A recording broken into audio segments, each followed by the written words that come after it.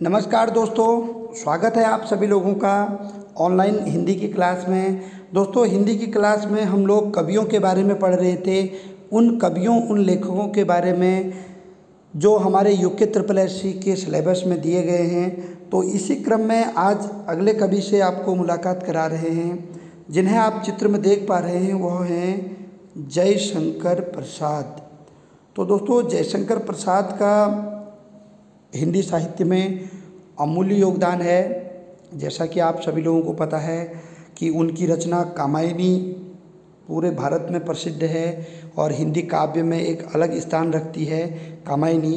तो जयशंकर प्रसाद ने छायावाद को भी शुरू किया। छायावाद के प्रमुख कवियों में जयशंकर प्रसाद जी को गिना जाता है। तो शुरू करते हैं जयशंकर प्रसाद जी के बारे में। तो दोस्तों, जयशंकर प्रसाद जी के बारे में हमने देखा, जयशंकर प्रसाद का जन्म 30 जनवरी 1889 में वाराणसी में हुआ था। तो ध्यान दीजिएगा दोस्तों, सर्वप्रथम प्रश्न यह बनता है कि जयशंकर प्रसाद किस युग के कवि थे। तो दोस्तों, आपको मैंने पहले भी बता रखा है कि छायावाद के 4 प्रमुख कवि थे। उन 4 प्रमुख कवियों में छायावाद में प्रसाद, पंत, निराला और वर्मा यानी महादेवी वर्मा थे। ठीक है, तो जयशंकर प्रसाद प्रमुख कवि कहलाते हैं। जयशंकर प्रसाद का जन्म 30 जनवरी 1889 में वाराणसी में हुआ था। दोस्तों, एग्ज़ाम में बहुत कम पूछा जाता है कि जन्म कब हुआ और कहाँ हुआ। ऐसा तब अक्सर क्वेश्चन देखा जाता है, या तो फिर राइटर उत्तराखंड का हो, तब वहाँ पे पूछ लिया जाता है कि कहाँ जन्म हुआ, किस ज़िले में हुआ, कि टिहरी में हुआ कि बागेश्वर में हुआ, इस तरीके से। लेकिन यहाँ पे आपका सन इतना मायने नहीं रखता है, लेकिन यहाँ पे पिता का नाम इम्पोर्टेंट है। तो जयशंकर प्रसाद जी के पिताजी का नाम बाबू देवी प्रसाद था। तो दोस्तों, माना जाता है उस समय बाबू देवी प्रसाद जी एक संपन्न व्यक्ति हुआ करते थे। फिर धीरे धीरे उन्हें जो है उन पर संकट आया और उनके परिवार को बहुत कष्ट झेलने पड़े और उनके पिताजी की डेथ हो जाती है, जयशंकर प्रसाद जी की। तो बचपन में जयशंकर प्रसाद का जीवन जो था बड़े ही ठाट बाट में बीता था, लेकिन बाद में होता इस प्रकार से है कि बड़ी विपदाएं उन पर आ जाती हैं। छायावादी युग के प्रमुख कवि थे, बिल्कुल थे। तो छायावाद के पहले कवि जयशंकर प्रसाद भी माने जाते हैं। ऐसा भी माना जाता है कि छायावाद का प्रवर्तक उन्हें कहा जाता है। ठीक है, प्रसाद, पंत, निराला और वर्मा, ये ध्यान दीजिएगा। तो उनकी जो काव्य संग्रह हैं दोस्तों, काव्य संग्रह में सबसे पहले मैंने आपको यहाँ पर मेंशन कर रखा है कामायनी, आंसू, झरना, लहर, कानन, प्रेम पथिक। तो जो ये रचनाएं हैं, काव्य संग्रह हैं, इनमें सबसे इम्पोर्टेंट है दोस्तों एग्ज़ाम की दृष्टि से कामायनी और आंसू और झरना। और मैं आपको बताऊं दोस्तों, झरना न केवल जयशंकर प्रसाद की रचना, बल्कि इस रचना को छायावाद की पहली रचना भी माना जाता है, ये भी ध्यान दीजिएगा। ठीक है, कामायनी उनका एक महाकाव्य था और जो कि बहुत ही फेमस रहा। चलिए, तो इसमें इम्पोर्टेंट जो है कामायनी, आंसू, झरना और लहर, ये जो है बहुत इंपॉर्टेंट है। उसके बाद अगर हम नाटकों की बात करें कि जयशंकर प्रसाद जी ने कौन कौन से नाटक लिखे, तो दोस्तों नाटकों में स्कंदगुप्त और जनमेजय का नागयज्ञ, ये बहुत फेमस है दोस्तों, कई बार आ चुका है। एक घूंट और चंद्रगुप्त। तो इसमें दोस्तों सबसे ज़्यादा मैं आपको बता दूं, जनमेजय का नागयज्ञ और स्कंदगुप्त, ये दोनों पूछ लिए गए हैं एग्जाम में। और अधिकतर आयोग जो है क्वेश्चनों को रिपीट करता है, तो ध्यान दीजिएगा। चलिए आगे बढ़ते हैं। कहानी संग्रह, कहानी संग्रह उन्होंने कौन कौन सी लिखी दोस्तों? छाया, आकाशदीप, इंद्रजाल, ये उनकी कहानी संग्रह थी। उपन्यास की बात करें तो कंकाल, तितली, इरावती। इरावती उपन्यास जो था दोस्तों, उनका आधा रह गया था, अपूर्ण रह गया था, क्योंकि उनकी मृत्यु बहुत ही अल्प समय में हो गई थी। छायावाद के प्रवर्तक के रूप में भी उन्हें जाना जाता है। ठीक है, चलिए, तो ये था दोस्तों जयशंकर प्रसाद के बारे में। खास तौर पर ध्यान दीजिएगा कि जयशंकर प्रसाद में कामायनी, स्कंदगुप्त, जनमेजय का नागयज्ञ बहुत इंपॉर्टेंट है। चलिए आगे बढ़ते हैं। सुमित्रा नंदन पंत। दोस्तों, सुमित्रा नंदन पंत दोनों लिहाज से इम्पोर्टेंट है। उत्तराखंड के हिसाब से भी इम्पोर्टेंट है, उत्तराखंड के अनुरूप में भी जो क्वेश्चन पूछे जाते हैं वहाँ भी अक्सर इनसे क्वेश्चन पूछा जाता है। और अगर हम बात करें हिंदी साहित्य के हिसाब से, तो छायावाद के प्रमुख कवियों में जयशंकर प्रसाद जी के साथ सुमित्रा नंदन पंत का भी एक जो है महत्वपूर्ण योगदान है और एक बड़ा नाम है। तो हिंदी में अगर आप सुमित्रा नंदन पंत जी के बारे में नहीं जानते हैं तो आप समझ लीजिए हिंदी काव्य में आपका जो अनुभव है वह कहीं न कहीं कम हो जाता है। ठीक है, तो सुमित्रा नंदन पंत जी के बारे में पूरा पढ़ेंगे। दोस्तों जन्म उनका 20 मई 1900 ईस्वी में हुआ था। तो यहाँ पर दोस्तों आपको डेट और सन याद करना पड़ेगा क्योंकि यह उत्तराखंड के विशेष कवियों में से हैं। तो 20 मई 1900 ईस्वी में इनका जन्म हुआ था कौसानी बागेश्वर में। दोस्तों कौसानी एक ऐसा डिवाइडेड पैलेस है जो कि आधा अल्मोड़ा में है और आधा बागेश्वर में है। कई बुकों में अल्मोड़ा लिखा रहता है उनका जन्म, लेकिन उनका जन्म जो है वो कौसानी बागेश्वर से ही होगा। इनका मूल नाम यानी बचपन का जो मूल नाम था वो क्या था, गुसे या गुसाई दत्त, और इनके पिता का नाम था गंगा दत्त पंत। दोस्तों बहुत इंपॉर्टेंट है, एक बार समूह के एग्जाम में आया था गोविंद बल्लभ पंत, जीबी पंत जो है ना, गोविंद बल्लभ पंत के पिता का क्या नाम था, ऐसा क्वेश्चन पूछा था। और वहाँ पर स्टूडेंट बहुत सारे दिक्कत में आ गए थे क्योंकि देखिए गोविंद बल्लभ पंत उत्तराखंड के एक ऐसे व्यक्ति हैं एकमात्र जिनको भारत रत्न मिला। तो इतनी बड़ी शख्सियत, भाई उनके माता पिता का नाम तो पता होना ही चाहिए। ठीक है, चलो कमेंट करके बताइएगा, देखते हैं आपको पता है कि नहीं। ठीक है, अगर नहीं पता तो कोई बात नहीं, गूगल कर लीजिएगा, लेकिन एटलीस्ट आपको एक नया क्वेश्चन तो सीखने को मिलेगा। गूगल करके पता कर लीजिएगा, फिर कमेंट कीजिएगा। ठीक है, यूट्यूब पर कमेंट कीजिएगा। अगर यूट्यूब पर ऑप्शन नहीं आएगा कमेंट का तो मुझे पर्सनल मैसेज करके बताइएगा कि गोविंद बल्लभ पंत के पिता का क्या नाम था। और सामान्य बुकों में दोस्तों नहीं है। ठीक है, खास तौर पर आपकी परीक्षा वाणी में तो ये नहीं दे रखा है, अन्य बुकों में है, राजेंद्र बलौदी वगैरह बुकों में है। लेकिन यहाँ पर हम बात करें सुमित्रा नंदन पंत की तो गंगा दत्त पंत उनके पिता का नाम था। चलिए आगे बढ़ते हैं उनकी रचनाएँ। तो दोस्तों जो काव्य रचनाएँ थी उसमें चितंबरा सबसे इम्पोर्टेंट है क्योंकि चितंबरा के लिए हिंदी का ज्ञानपीठ पुरस्कार मिला था उन्हें, आपको पता ही है, अभी हम आगे बताएंगे भी। वीणा, ग्रंथि, पल्लव, गुंजन, ज्योत्सना, तो ये प्रमुख रचनाएं हैं दोस्तों। अगर आप सारी याद नहीं भी कर सकते हैं तो चितंबरा, वीणा, पल्लव, गुंजन ये तो आपको याद करने ही चाहिए। और दोस्तों ये जब आप बार बार इन चीज़ों को देखेंगे तो अपने आप आपको चीज़ें याद होने लग जाएंगी। सबसे इम्पोर्टेंट टॉपिक मैंने यहाँ पर रखा है दोस्तों, बीपीडीओ के पेपर में ये क्वेश्चन आया था, प्रकृति का चितेरा या सुकुमार कवि किसे कहा जाता है। प्रकृति का सुकुमार कवि किसे कहा जाता है, प्रकृति का चितेरा किसे कहा जाता है। तो दोस्तों आपका सही आंसर होगा सुमित्रा नंदन पंत। तो दोस्तों एक चीज़ मैं आपको और बताऊं, छायावाद की यह एक विशेषता थी कि उन कवियों ने प्रकृति से रिलेटेड जो है रचनाएं ज़्यादा करी और जो सुमित्रा नंदन पंत थे विशेषतः उनकी रचनाएं प्रकृति से आधारित ज़्यादा थी, इसलिए जो है प्रकृति का चितेरा या फिर प्रकृति का सुकुमार कवि कह के उनको जाना जाता है। ठीक है, चलिए आगे बढ़ते हैं दोस्तों। युगांत, युगवाणी, ग्राम्या, ये जो तीन रचनाएं थी दोस्तों ये भी इन्हीं की थी, लेकिन यह इनकी प्रगतिवादी काव्य रचना थी। प्रगतिवादी का मतलब क्या हुआ दोस्तों, 1930 के बाद ऐसा माना गया कि हिंदी साहित्य में प्रगतिवाद आया। प्रगतिवाद मतलब मॉडर्नाइजेशन, तो प्रगतिवादी काव्य रचनाएं थी, ये ध्यान दीजिएगा। युगवाणी खास तौर पर इम्पोर्टेंट है, बहुत बार आ चुका है। उसके बाद हम बात करें दोस्तों लोकायतन, ये एग्जाम में आ चुका है, टीटी के पेपर में भी आ चुका है उत्तराखंड में। लोकायतन एक महाकाव्य था दोस्तों, और स्वर्णधूलि भी उनकी एक रचना है, और सबसे इम्पोर्टेंट है दोस्तों कला और बूढ़ा चाँद। लेकिन ये दोस्तों ये तीनों रचनाएं, इतना टफ कभी आता नहीं है, मैं बता दे रहा हूँ फिर भी आपको, तीनों रचनाएं नव चेतनावादी रचनाएं हैं, मतलब नए युग की रचनाएं हैं। आपको ऐसे एग्जाम में नहीं पूछा जाएगा, आपको एग्जाम में पूछा जा सकता है लोकायतन किसकी रचना है, सुमित्रा नंदन पंत की रचना है। स्वर्णधूलि किसकी रचना है, कला और बूढ़ा चाँद। दोस्तों सबसे इम्पोर्टेंट क्वेश्चन बनता है चितंबरा के बाद, वो ये बनता है कला और बूढ़ा चाँद, क्योंकि चितंबरा बहुत बार पूछ लिया गया है। 1968 में चितंबरा को ज्ञानपीठ पुरस्कार मिला था, बहुत बार पूछ लिया है, लेकिन हो सकता है इस बार साहित्य अकादमी पूछ ले। तो कला और बूढ़ा चाँद जो रचना है उसके लिए उन्हें साहित्य अकादमी पुरस्कार मिला था 1960 ईस्वी में। ठीक है, चलिए आगे बढ़ते हैं। 1961 ईस्वी में उन्हें पद्म भूषण पुरस्कार से नवाजा गया था, ये भी इम्पोर्टेंट है दोस्तों। ठीक है, चलिए 1938 ईस्वी में मासिक पत्रिका रूपाब उन्होंने चलाई। तो क्या पता एग्जाम में कभी आ जाए, रूपाब पत्रिका हिंदी में किसने चलाई?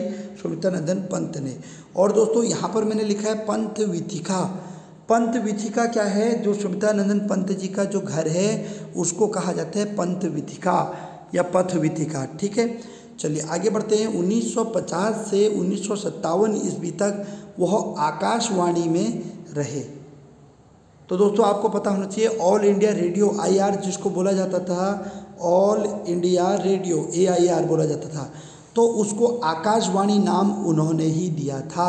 ये आपको पता होना चाहिए। 1936 में उन्होंने कहा था कि इसको आकाशवाणी कहो। ठीक है, चलिए आगे बढ़ते हैं दोस्तों। सुमित्रानंदन पंत के बाद हम पढ़ते हैं शैलेश मटियानी के बारे में। दोस्तों बहुत इंपॉर्टेंट है, हालांकि हिंदी के सिलेबस में आपका शैलेश मटियानी नहीं दिया गया है, लेकिन दोस्तों हमको पढ़ना चाहिए क्योंकि यह हमारे पाठ्यक्रम का हिस्सा है। उत्तराखंड में जो 40 नंबर की उत्तराखंड आती है उसका यह हिस्सा है, और कई बार एग्जामिनर वहाँ से क्वेश्चन उठा के हिंदी वाले पोर्शन में पटक देता है। मैं आपको बताऊँ, पिछले वर्षों में 3 बार यहाँ से क्वेश्चन आ चुका है। क्या क्वेश्चन आया था अभी मैं आपको बताऊँगा। 14 अक्टूबर 1931 में बाड़े छिना अल्मोड़ा में उनका जन्म हुआ था। तो दोस्तों 2018 में UKSSC ने पूछा था कि शैलेश मटियानी का जन्म किस जिले में हुआ था। दोस्तों सही आंसर क्या था? अल्मोड़ा। ठीक है, निधन 24 अप्रैल 2001 में हुआ था। और दोस्तों इम्पोर्टेंट है, इनके बचपन का नाम क्या था? इनके बचपन का नाम था रमेश चंद्र सिंह मटियानी। तो दोस्तों भले ही ये क्वेश्चन आज तक आया नहीं है लेकिन आ सकता है। और दोस्तों अगला जो मैंने आपके लिए पॉइंट रखा है ना यहाँ पे, ये क्वेश्चन आप क्रॉस चेक कर सकते हैं। आप जो है नेट पे अगर पेपर निकालेंगे तो 6 मार्च 2016 को BPDO का पेपर हुआ था, वहाँ यह क्वेश्चन आया था कि उत्तराखंड का आंचलिक कथाकार किसे माना जाता है। तो दोस्तों सही आंसर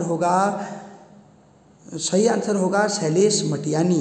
दोस्तों एक चीज़ आपको फिर बता दूं, मैंने कहा है उत्तराखंड का आंचलिक कथाकार, लेकिन अगर यह भारत का आंचलिक कथाकार होता तो सही आंसर होता दोस्तों, वह होता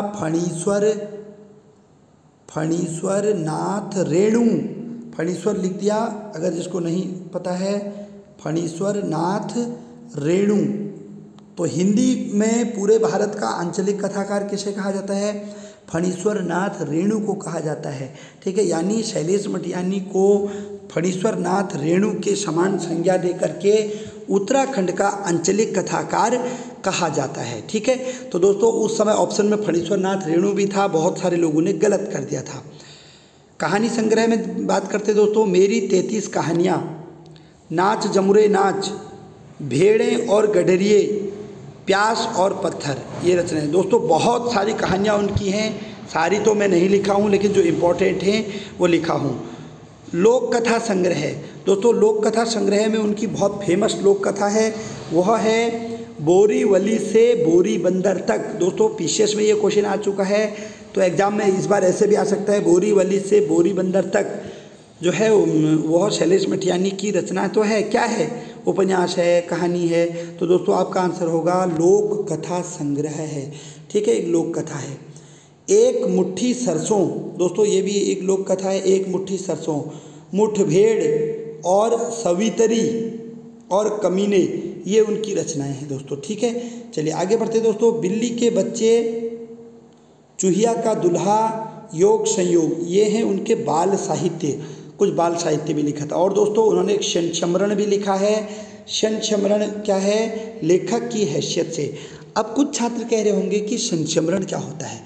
दोस्तों जिस प्रकार से, ध्यान से सुनिए, गद्य में निबंध होता है, कहानी होता है, आत्मकथा होती है, उसी प्रकार से एक विधा संस्मरण भी है। मतलब आपको कोई पुरानी बात याद आई, आपने उस पर चीज़ें लिख दी, उसको बोलते हैं संस्मरण।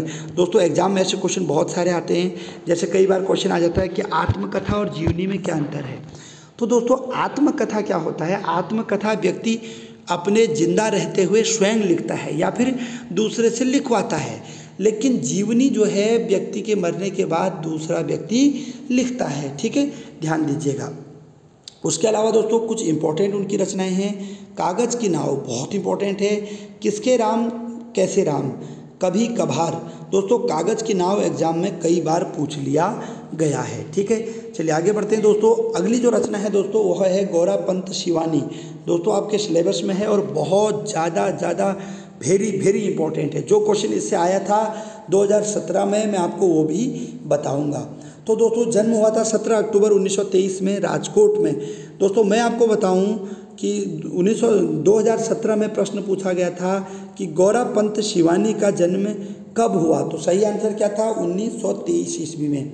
और एक बार क्वेश्चन पूछा गया था कि शिवानी किसे कहा जाता है, तो सही आंसर होगा गौरापंत को कहा जाता है। इनके पिता का नाम अश्विनी कुमार था।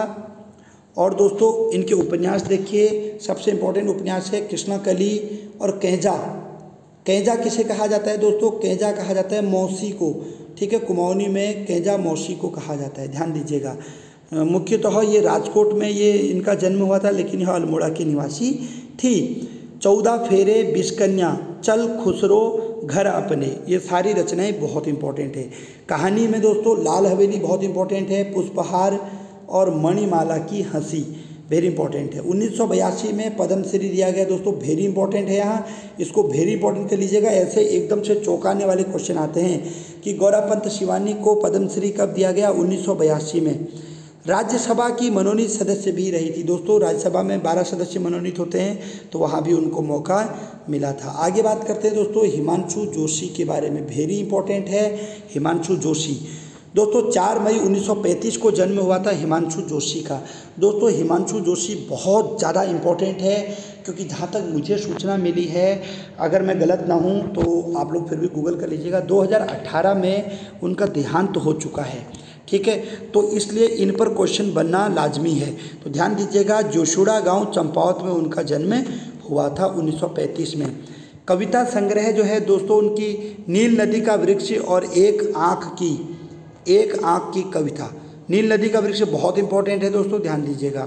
कहानी संग्रह में सागर तट के शहर, 10 कहानियाँ, इस बार बर्फ गिरी तो, ये रचनाएं हैं दोस्तों। ठीक है, उसके बाद बात करते हैं उत्तराखंड में बाल साहित्य कुछ उन्होंने लिखा था, खास तौर पर 3 तारे, हिम का साथी, सुबह के सूरज, अग्नि संतान, वेरी इंपॉर्टेंट है। उसके अलावा नाटक दोस्तों कगार की आग दोस्तों पूछ लिया गया है, ध्यान दीजिएगा। कगार की आग वेरी इंपॉर्टेंट है, वेरी इंपॉर्टेंट करिए। सूरज और इस बार। ठीक है, चलिए आगे बढ़ते हैं दोस्तों। माखनलाल चतुर्वेदी से क्वेश्चन आया था दोस्तों वन विभाग के पेपर में, यानी 2020 में 16 फरवरी को जो पेपर हुआ था वहाँ क्वेश्चन पूछा गया था। लेकिन दोस्तों किस प्रकार से यूके SSSC रैंडमली टॉपिकों को जो है एक साथ रिपीट कर रहा है, क्योंकि 25 फरवरी 2018 को माखनलाल चतुर्वेदी पर क्वेश्चन BPDO के पेपर में भी पूछा गया था। ठीक है, तो देखिए दोस्तों जन्म 4 अप्रैल 1889 ईस्वी में हुआ था मध्य प्रदेश में। काव्य रचनाएँ जो थी दोस्तों उनकी काव्य रचनाएँ थी हिम किरीटिनी, और दोस्तों दूसरी रचना थी हिम तरंगिणी। हिम तरंगिणी बहुत फेमस है दोस्तों। हिम किरीटिनी अगर याद नहीं भी करोगे तो हिम तरंगिणी याद कर लीजिएगा। क्यों, क्योंकि इसके लिए इन्हें अवार्ड दिया गया था। वेणु लो गूंजे धरा, ये भी इम्पोर्टेंट है। और दोस्तों इन्हें कहा जाता है एक भारतीय आत्मा, ये एग्जाम में पूछा था वन विभाग के पेपर में कि एक भारतीय आत्मा किसे कहा जाता है। दोस्तों भारतीय आत्मा इसलिए कहा गया क्योंकि उन्होंने गांधी जी के असहयोग आंदोलन में हिस्सा लिया, गांधी जी के सविनय अवज्ञा आंदोलन में हिस्सा लिया, और जब भारत आज़ाद हुआ 1947 में तो उन्हें मध्य प्रदेश का मुख्यमंत्री बनाया जा रहा था, लेकिन उन्होंने स्वीकार नहीं किया। ठीक है, गद्य रचनाएं जो हैं दोस्तों उनकी साहित्य के देवता हैं, बहुत इंपॉर्टेंट है साहित्य के देवता, और समय के पाँव, वेरी इंपॉर्टेंट है। हिम तरंगिणी के लिए उन्हें साहित्य अकादमी पुरस्कार 1955 में दिया गया था। आज़ादी से पहले 1943 में देव नामक पुरस्कार भी उन्हें दिया गया था। 1913 ईस्वी में प्रभा नामक मासिक पत्रिका उन्होंने संपादित की। ठीक है, 1947 में MP के CM के लिए भी उन्हें भूला गया था। आगे बात करते हैं दोस्तों राजेश जोशी के बारे में। दोस्तों राजेश जोशी हिंदी में आपके सिलेबस में, ध्यान दीजिएगा। 18 जुलाई 1976 ईस्वी में मध्य प्रदेश में उनका जन्म हुआ। उनकी रचना है नेपथ्य में हंसी। दोस्तों बहुत ज़्यादा इंपॉर्टेंट है, नेपथ्य में हंसी राजेश जोशी की रचना है। मिट्टी का चेहरा, एक दिन बोलेंगे पेड़, दो पंक्तियों के बीच। दोस्तों, दो पंक्तियों के बीच के लिए साहित्य अकादमी 2002 अवार्ड मिला था उन्हें, इसलिए इम्पोर्टेंट है। बच्चे काम पर जा रहे हैं। दोस्तों, ये कविता है बाल साहित्य की। फिर बाल कविता पानी बरसा भी उन्होंने ही लिखी है। और भोपाल त्रासदी पर जो है, भोपाल त्रासदी पर उन्होंने एक कविता लिखी दोस्तों, जिसका नाम था भोपाल शोक गीत 1984। आपको पता होना चाहिए दोस्तों, 3 दिसंबर 1984 के दिन भोपाल गैस त्रासदी की कांड हो गया था, जिसमें कि हजारों लोग मारे गए थे। 1984 की बात थी दोस्तों, भोपाल गैस कांड 3 दिसंबर 1984। और दोस्तों, इसमें मिथाइल आइसोसाइनाइड गैस का रिसाव हो गया था, बहुत बार एग्जाम में पूछा जाता है। आगे बात करते हैं दोस्तों, राहुल सांस्कृत्यायन की, बहुत इंपॉर्टेंट है दोस्तों। घुमक्कड़ जिज्ञासा वाले ये कवि थे। घुमक्कड़ कवि का जन्म 9 अप्रैल 1893 में हुआ था। तो दोस्तों, महापंडित उन्हें कहा जाता है। और दोस्तों, ये क्वेश्चन 2018 में पूछा गया था, महापंडित किसे कहा जाता है, ठीक है। और उनका जो मूल नाम था दोस्तों, केदारनाथ पांडे था। दोस्तों, केवल 2018 में ही लगातार 2 पेपरों में ये क्वेश्चन आया था। बीपीडीओ में पूछा गया था हिंदी का महापंडित किसे कहा जाता है।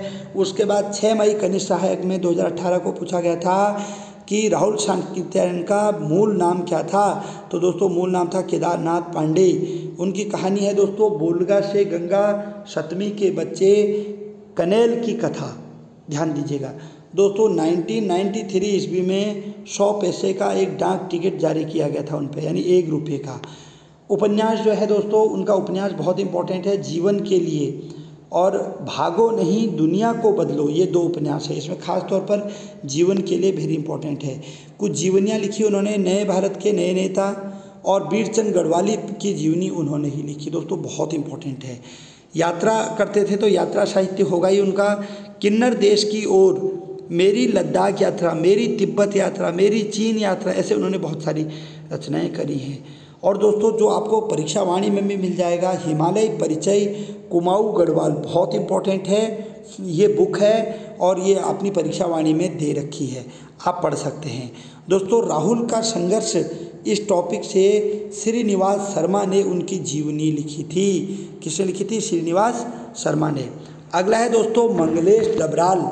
दोस्तों, उत्तराखंड की दृष्टि से मंगलेश डबराल बहुत ज़्यादा इंपॉर्टेंट है। 16 मई 1948 को काफल पानी गांव टिहरी में उनका जन्म हुआ था। और दोस्तों, उनकी जो रचनाएं हैं वह है पहाड़ पर लालटेन, बहुत इंपॉर्टेंट है, काव्य रचना है, ये कविता है। और दोस्तों, घर का रास्ता, ये दोनों आ चुके हैं। हम जो देखते हैं, वेरी इंपॉर्टेंट। आवाज़ भी एक जगह है, ये उनकी काव्य रचना है। गद्य रचना है दोस्तों, लेखक की रोटी और कवि का अकेलापन। यात्रा वृतांत है दोस्तों, यात्रा वृतांत भी उन्होंने एक लिखा था, और जिसका नाम है एक बार आयोवा, एक बार आयोवा, वेरी इंपॉर्टेंट किया हुआ है मैंने। साहित्य अकादमी सन 2000 दिया गया उन्हें, साहित्य अकादमी पुरस्कार सन 2000 में, और उनकी रचना हम जो देखते हैं के लिए। वर्तमान में वह एनबीटी से जुड़े हुए हैं। एनबीटी मतलब क्या हुआ दोस्तों? National book trust. 1957 में इसकी स्थापना हुई थी। तो दोस्तों, आज के लिए इतना ही। कल मिलेंगे एक नई वीडियो के साथ, और जल्दी ही हमारा यह टॉपिक कंप्लीट होगा, तो फिर हम अन्य चीज़ों को पढ़ा करके इसको फिनिश करेंगे। धन्यवाद। जय उत्तराखंड, जय देवभूमि।